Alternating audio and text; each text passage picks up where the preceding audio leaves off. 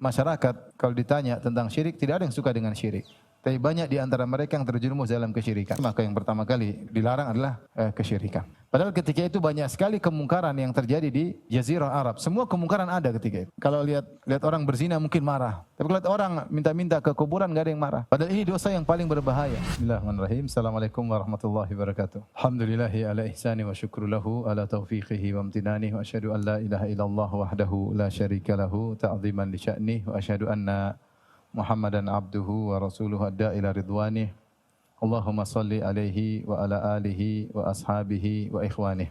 Hadirin dan hadirat yang dirahmati oleh Allah Subhanahu wa taala, untuk menyempurnakan pemahaman kita tentang tauhid, maka kita akan mempelajari lawannya, itu tentang kesyirikan. Sebagaimana perkataan pepatah, wa bididdi tatabayyanul asya'. Dengan mengenal lawan, maka segala perkara semakin jelas. Dengan mengenal syirik, maka kita akan lebih paham tentang tauhid. Dengan mengenal bid'ah, kita akan lebih paham tentang sunnah. Masyarakat kalau ditanya tentang syirik, tidak ada yang suka dengan syirik. Tapi banyak di antara mereka yang terjerumus dalam kesyirikan. Kenapa? Karena mereka tidak mengetahui contoh-contoh kesyirikan secara detail. Maka perlu bagi kita untuk memahami tauhid secara detail, dan perlu bagi kita juga untuk memahami kesyirikan secara detail. Urgensi mempelajari syirik. Tapi di antaranya kita lebih paham tentang tauhid. Kemudian syirik adalah dosa yang pertama kali diperintahkan Nabi untuk mengingatkannya oleh Allah Subhanahu wa taala. Kita tahu Nabi sallallahu alaihi wasallam nubbi'a bi Iqra. Rasulullah SAW diangkat menjadi seorang nabi dengan Iqra bismi rabbikal ladzi khalaq. Wa ursila bil muddatsir, dan Nabi diangkat menjadi seorang rasul dengan turunnya surat Al-Muddatsir. Maka Rasulullah SAW diperintahkan untuk berdakwah. Dan dalam surat Al-Muddatsir, ya ayyuhal muddatsir qum fa'anzir wa rabbaka fakabbir wa thiyabaka fatahhir war rujza fahjur, dan berhala tinggalkanlah. Ya, di situ dalam surat Al-Muddatsir Allah memerintahkan Nabi untuk memperingatkan manusia dari bahaya kesyirikan, yaitu penyembahan terhadap berhala. Dan belum ada waktu itu larangan untuk minum khamar, larangan untuk berzina, ya belum ada. Yang pertama ada larangannya dalam Al-Qur'an, larangan untuk berbuat apa? Kesyirikan. Dalam Al-Baqarah 21. Ya ayuhan nasu ubudu rabbakumul ladzi khalaqakum wal ladzina min qablikum la'allakum tattaqun alladzi ja'alakumul arda firasyan was samaa'a binaa'a wa anzala minas samaa'i maa'an fa akhraja bihi minas thamarati rizqan lakum fala taj'alu lillahi andadan wa antum ta'lamun. Maka janganlah sekali-sekali kalian membuat tandingan-tandingan bagi Allah, padahal kalian tahu yang menciptakan alam semesta, yang beri rezeki hanyalah Allah Subhanahu wa taala. Maka dosa yang pertama diperingatkan oleh Allah adalah syirik. Secara histori, maka yang pertama kali dilarang adalah kesyirikan. Padahal ketika itu banyak sekali kemungkaran yang terjadi di Jazirah Arab. Semua kemungkaran ada ketika itu. Minum khamar, orang lagi gandrung-gandrung minum khamar. Bahkan orang bangga kalau bisa minum khamar. Minum khamar tanda kesuksesan. Sehingga orang-orang Arab dahulu membuat syair-syair namanya abiyat khamriyah. Bait-bait syair tentang khamar. Zina dengan berbagai macam modelnya. Ya. Bunuh anak-anak, hidup-hidup juga tersebar ketika itu.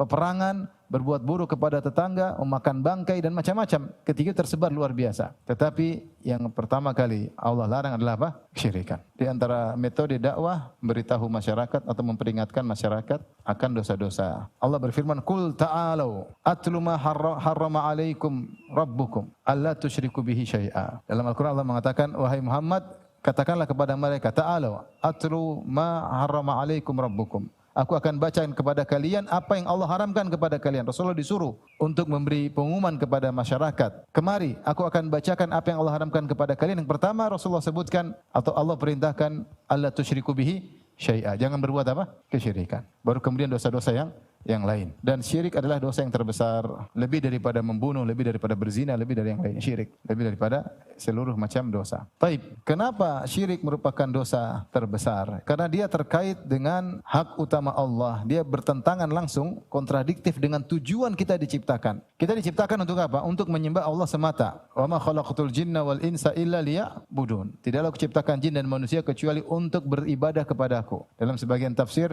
illa liwahidun, untuk mentauhidkan aku. Ibadahlah tauhid. Kita diciptakan untuk mentauhidkan Allah, kemudian ternyata kita waliyadzubillah melakukan kesyirikan, bertentangan dengan tujuan diciptakannya manusia. Maka inilah yang menyebabkan syirik merupakan dosa terbesar. Ini satu. Yang kedua, dosa-dosa yang lain terkait dengan hak manusia. Contohnya apa? Zina, mencuri, merampok, membunuh, terkait dengan manusia yang lain. Adapun syirik terkait dengan hak utama Allah. Apa sih hak utama Allah? Itu ditauhidkan. Sebagian perkataan Nabi SAW kepada Mu'adz bin Jabal, "Atadri ma haqqullahi 'alal ibad?" Wahai Mu'adz, tahukah engkau apa hak Allah terhadap hamba? Kata Nabi, "An ya'buduhu wa la yusyriku bihi syai'a." Yaitu para hamba menyembah Allah semata dan tidak berbuat syirik sama sekali. Makanya ketika Rasulullah SAW ditanya oleh sahabat, "Ma akbarul kabair?" Apa dosa paling besar? Kata Nabi SAW, "Anta ja'ala lillahi niddan wa huwa khalaqak." Engkau mengambil tandingan bagi Allah padahal yang ciptakan kamu hanya Allah. Ini logika sederhana. Engkau mengambil tandingan bagi Allah untuk kau ibadahi sebagaimana kau ibadahi Allah padahal yang ciptakan kamu cuma siapa? Allah. Seandainya yang menciptakan kita ada selain Allah, dia berhak juga untuk disembah. Kalau seandainya ada selain Allah ikut menciptakan kita, kita berhak menyerahkan ibadah kepada dia sebagaimana kita menyerahkan ibadah kepada Allah. Namun karena yang menciptakan kita hanya Allah, makanya dia yang berhak untuk disembah. Analogi sederhana, ibarat ada seorang orang tua terhadap anaknya, yang melahirkan dia ibunya, yang merawat dia ibunya sama bapaknya, yang besarkan dia, yang biaya sekolah, semua sampai jadi orang, biaya sekolah S2, S3. Setelah jadi orang ternyata dia berbakti kepada ibu yang lain. Nah, ini enggak benar seperti ini. Yang menciptakan kita Allah semata. Terus kita harusnya hanya beribadah kepada Allah. Ternyata kita beribadah kepada selain Allah. Dan syirik ini menjadi dosa sangat besar karena dia terkait dengan hak Allah. Adapun dosa lain, mencuri, membunuh, dia masih terkait dengan hak manusia yang lain. Maka masih mungkin untuk diampuni. Sebagian ulama menyebutkan di antara kenapa syirik merupakan dosa besar yang tiga. Karena syirik tidak ada syahwat di balik itu. Sehingga tidak ada alasan. Maksudnya bagaimana? Kalau minum khamar orang ada alasan. Enak khamar. Kalau zina iya ada kelezatannya zina ya. Maksiat semuanya ada enaknya ya. Main musik ada lezatnya ya. Kalau syirik apa kelezatan yang kau dapatkan? Enggak ada. Apa yang kau dapatkan dari meminta-minta kepada mayat-mayat yang sudah mati? Apa coba? Enggak ada. Enggak ada syahwat di balik itu. Ini hanya sekedar kebodohan. Hanya sekedar syubhat yang ada di kepala. Tidak ada kelezatan di balik itu. Ya. Sehingga nampaklah bahwasanya syirik adalah benar-benar buruk karena tidak ada suatu menjadikan alasan untuk seorang melakukan apa? Kesyirikan. Berbeda dengan dosa-dosa yang lainnya. Yang keempat, dosa syirik tidak dimaafkan, tidak diampuni. Sekarang orang kalau lihat orang berzina mungkin marah. Tapi kalau lihat orang minta-minta ke kuburan enggak ada yang marah. Lihat orang pergi ke dukun enggak ada yang marah. Kalau orang mencuri orang marah, tapi ada orang yang pakai jimat biarin aja. Yang percaya sama dukun biarin aja. Padahal ini dosa yang paling berbahaya yang Allah larang dan sangat berbahaya bagi kaum muslimin. Ini menunjukkan barometer kaum muslimin sebagiannya tidak pas ya. Kenapa? Karena kurang belajar ya. Seandainya belajar tahu tentang bahaya syirik, tentu kebencian terhadap dosa syirik lebih besar daripada kebencian terhadap dosa-dosa yang lain. Boleh kita tambah di sini nomor 5, dosa syirik menggugurkan seluruh amalan, seluruh amal soleh. La in asyrakta walau asyraku la habita anhum ma kanu ya'malun. Ya, kata Allah Subhanahu wa taala, kalau kau syirik maka gugur seluruh amalanmu wahai Rasulullah. Seandainya Rasulullah SAW syirik, Rasulullah tidak mungkin syirik. Tapi seandainya Rasulullah SAW pun terjerumus dalam syirik, maka akan gugur seluruh amalannya. Wala takunanna minal khasirin. Engkau benar-benar akan termasuk orang yang merugi. Kalau Nabi saja diancam demikian, apalagi selain Nabi SAW. Ini diantara dosa, bahaya dosa kesyirikan. Taib. Kita sekarang bahas tentang dosa syirik. Dua kondisi jika seseorang syirik lalu bertobat sebelum wafat, maka ini diampuni. Allah Subhanahu wa taala berfirman dalam surat Az-Zumar, "Qul ya ibadiyalladzina asrafu ala anfusihim la taqnatu min rahmatillah innallaha yaghfiru dzunuba jami'a." Sungguhnya Allah mengampuni seluruh dosa ya. Ini termasuk dosa kesyirikan. Kalau dosa syirik tidak bisa ditobati sama sekali, maka tidak ada namanya mu'allaf. Mu'allaf itu semua musyrik kan? Musyrik kemudian bertobat, maka jika dia bertobat sebelum wafat, maka diampuni oleh Allah Subhanahu wa taala. Kondisi kedua, jika meninggal dalam kondisi syirik, belum bertobat dari syirik. Bagaimana nasib orang ini? Contoh seorang meninggal lagi berzina atau meninggal, lagi narkoba meninggal ya. Lagi merampok kemudian misalnya meninggal ya. Lagi durhaka sama orang tua kemudian meninggal ya. Tidak sempat bertobat. Bagaimana nasib orang ini? Lagi bunuh diri, meninggal. Orang seperti ini tidak boleh kita bilang pasti masuk neraka, enggak. Semua dosa selain syirik kita bilang tahta masyiatillah. Terserah Allah Subhanahu wa taala. Bisa jadi Allah ampuni, bisa jadi Allah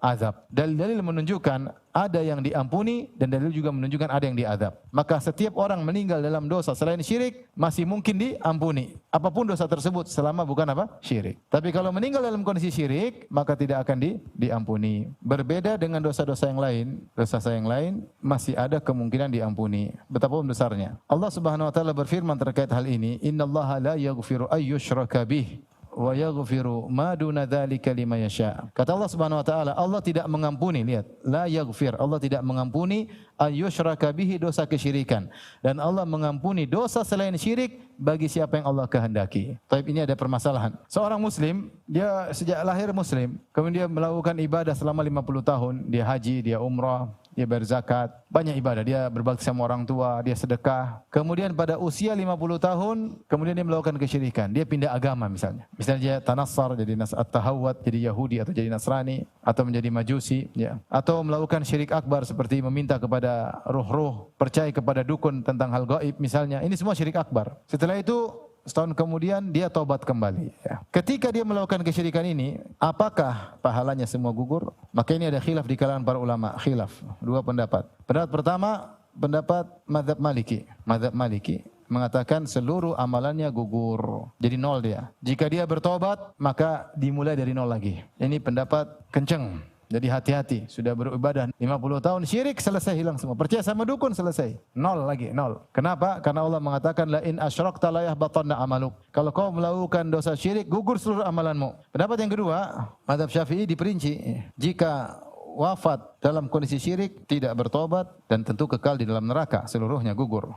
Seorang 60 tahun masuk Islam, kemudian di akhir hayatnya murtad, selesai. Maka dia amalnya gugur semuanya, ya. Adapun jika dia bertobat, maka tidak gugur. Jadi Imam Syafi'i hanya berpendapat gugur amalan seluruhnya, itu beliau bawakan ayat kepada jika meninggal dalam kondisi kafir, dalam kondisi murtad. Adapun jika dia syirik kemudian bertobat, maka amalnya tidak gugur. Beliau membawakan ayat-ayat yang mutlak kepada ayat yang muqayyad, sebagian dalam surat Al-Baqarah ayat 217.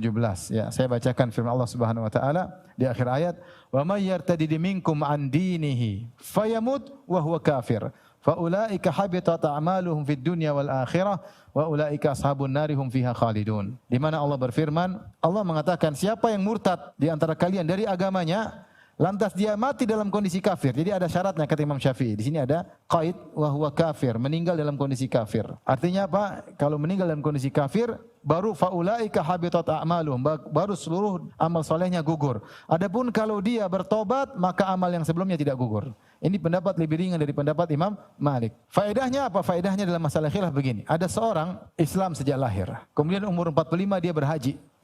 Kemudian umur 60 dia murtad. Kemudian umur 61 dia masuk Islam lagi. Pertanyaannya, dia wajib haji lagi atau tidak? Khilaf di kalangan para ulama. Menurut mazhab Imam Malik wajib haji karena seluruh amal dia dari 0 sampai 60 gugur semua. Umur 61 dia masuk Islam lagi, berarti hitung ulang seperti dia 0, maka dia wajib haji lagi, kata Imam Malik. Adapun menurut Imam Syafi'i tidak perlu wajib lagi. Kenapa? Karena ketika dia benar, dia dari umur 0 sampai 60, kemudian 60 dia syirik, gugur. Kemudian dia murtad, 61 masih Islam lagi, kembali lagi semuanya. Secara dalil, lebih kuat pendapat Imam Syafi'i rahimahullahu ta'ala. Kenapa? Karena dalil menunjukkan bahwasanya kalau ada seorang kafir, jangankan muslim, orang kafir. Ketika dia kafir, dia melakukan kebaikan, keburukan. Kalau dia masuk Islam, maka seluruh kebaikannya dibawa ke dalam Islamnya. Dosa-dosanya tidak dibawa. Seperti pertanyaan Hakim bin Hizam. Hakim bin Hizam, ketika dia masih kafir, dia seorang dermawan. Dia memberikan 100 budak, kemudian menyumbang 100 ekor onta. Ketika dia Muslim ditanya sama Nabi, "Ya Rasulullah, bagaimana dengan amal-amal solehku dulu ketika saya masih kafir? Sekarang saya masuk Islam." Kata Nabi SAW, "Aslamta ala ma aslafta minal khair ya Hakim." Kau masuk Islam dengan membawa seluruh amal kebaikanmu selama kau masih musyrik. Seperti Allah Subhanahu wa taala mengatakan, ulaika, mereka adalah orang-orang Allah berikan kepada mereka ajrahum marratain, Allah berikan pahala mereka 2 kali. Seperti ketika Nabi SAW mengirim surat kepada Raja Heraklius, menyuruh dia untuk masuk Islam. Kata Nabi SAW, aslim taslam, wahai Heraklius yang Nasrani, masuklah engkau dalam Islam. Yu'tikallahu ajraka marratain, Allah akan berikan kau pahala dua kali. Pahala selama kau Nasrani akan dibawa juga dalam apa? Islam. Dan ini bonus bagi orang kafir kalau masuk Islam, seluruh kebaikan dia selama waktu musyrik tidak hilang. Dosa-dosa yang dilakukan ketika dia masih musyrik, dia berzina, dia membunuh, dia riba, semuanya hilang. Tapi kebaikan dia selama dia musyrik akan dibawa menjadi pahala ketika dia masuk apa? Islam. Ini sepakat para ulama. Yang jadi masalah ketika orang melakukan kesyirikan kemudian tidak bertobat, itu masalah. Maka sungguh mengerikan dosa kesyirikan. Ikhwan dan akhwat yang rahmatillah subhanahu wa ta'ala, tentang bahaya kesyirikan. Jadi syirik dosa yang paling besar.